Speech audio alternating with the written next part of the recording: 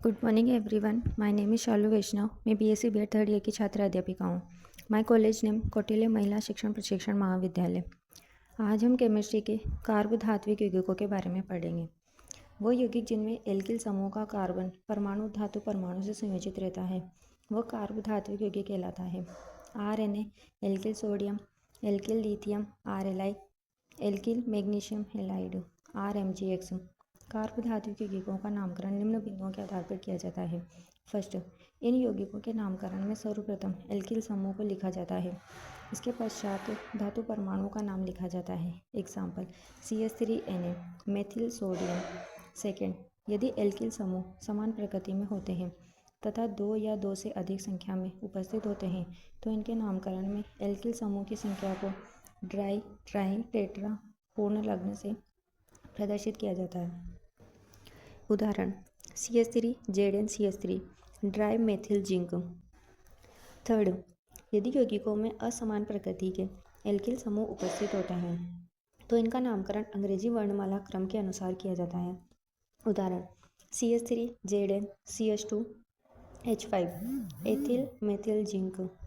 तो यदि किसी यौगिक में धातु से अधिक विद्युत ऋणी अधातु परमाणु उपस्थित होता है तो इस अधातु परमाणु का नाम अंत में आइड अनुलग्न के साथ लिखा जाता है। उदाहरण CH3MgCl methyl magnesium chloride. Fifth, धातु कार्बोनिल यौगिकों का नामकरण करते समय सर्वप्रथम धातु परमाणु का नाम लिखा जाता है। इसके पश्चात कार्बोनिल लिखा जाता है तथा इसकी संख्या को ड्राई, ट्राई, टेट्रा पूर्व लग्न से प्रदर्शित किया जाता है। उदाहरण NiCO4। उदाहरण NiCO का होल ट्राइज, nickel tetra carbonyl. FeCO5 iron penta carbonyl. CrCO6 chromium hexa carbonyl. 6, silicon के कार्बधात्विक यौगिकों का सिलिन कहा जाता है। इन यौगिकों का नामकरण करते समय एल्किल समूह के पश्चात सिलिन लिखा जाता है। R4Si टेट्रा एल्किल सिलेन। कार्बधात्विक यौगिकों का वर्गीकरण। A, बंध प्रकृति के आधार पर एल्किल समूह के कार्बन परमाणु तथा धातु परमाणुओं के मध्य उपस्थित बंध की प्रकृति के आधार पर कार्बधात्विक यौगिकों को निम्न भागों में वर्गीकृत किया जाता है। फर्स्ट, आयनिक कार्बधात्विक यौगिक। जब धातु परमाणु तथा एल्किल समूह के कार्बन परमाणु की विद्युत ऋणता में अधिक अंतर उपस्थित होता है तो इनके मध्य बनने वाला बंध आयनिक बंध कहलाता है तथा इन यौगिकों को आयनिक कार्बधात्विक यौगिक कहा जाता है। उदाहरण RLi। गुणधर्म, इनके गलनांक और क्वथनांक का मान उच्च होता है। सेकेंड, ये क्रिस्टलीय ठोस अवस्था में पाए जाते हैं। थर्ड, ये जल में विलय होते हैं। फोर्थ, इनके विद्युत अपघटन से एनोड तथा एल्केन तथा कैथोड पर धातु मुक्त होती है।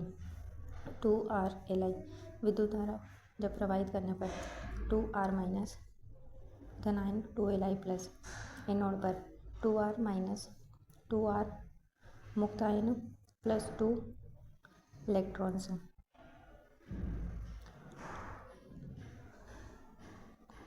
मुक्त इलेक्ट्रॉन प्लस एल्केन बनता है।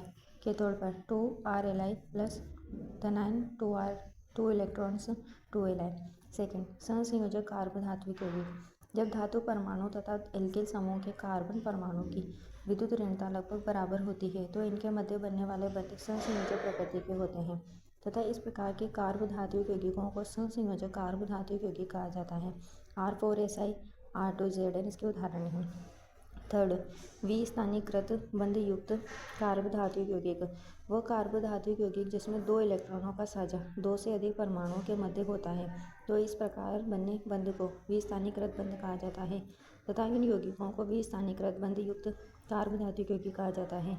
इन यौगिकों को निम्न भागों में वर्गीकृत किया जाता है। A, सेतुबंधी युक्त यौगिक। वह कार्बधात्विक यौगिक जिसमें केंद्रीय धातु परमाणु का अष्टक विन्यास अपूर्ण रहता है तो यौगिक इलेक्ट्रोन्यून प्रकृति के कारण विस्थानीकृत बंध का निर्माण करते हैं। यदि एल्किल समूह दो धातु परमाणुओं के मध्य सेतु के रूप में उपस्थित होता है तो इस प्रकार बने यौगिकों को सेतुबंधी युक्त यौगिक कहा जाता है। B, सैंडविच यौगिक। वह स्थानीकृत बंध युक्त यौगिक जिनमें धातु परमाणु दो एरोमेटिक वलय के मध्य पाई इलेक्ट्रॉन के आकर्षण से बंधा रहता है वह सैंडविच यौगिक कहलाता है।